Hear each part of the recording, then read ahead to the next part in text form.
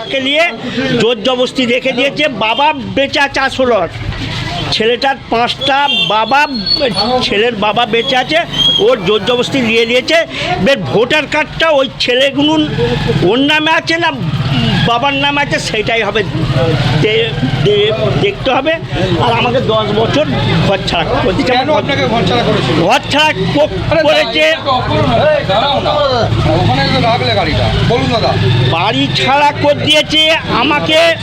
আমি এই বাদ প্রতিবাদ হয়েছিল 700 কোটি টাকার বাড়ি আছে ওখানে গাবড়িয়াতে, 100 কোটি টাকার সম্পত্তি আছে গাজীপুরে। কি প্রমাণ কি আছে আপনার কাছে? প্রমাণ আছে, দেখতে দেবো। আমার এখন এইটা আছে রাস্তার উপরে করেছে আমাদের, এইটা জায়গা সরকারি, এই জায়গাটা আমাদের।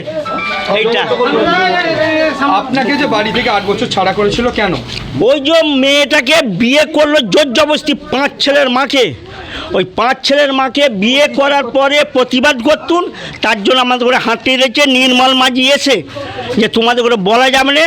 আমাদের হিন্দু মুসলিম করে 400 লোক গায়ে 10 বছর ঘর ছাড়া করে গেছে। আমার বাড়ি ঘরদোর ভেঙে লুট করে নিয়েছে।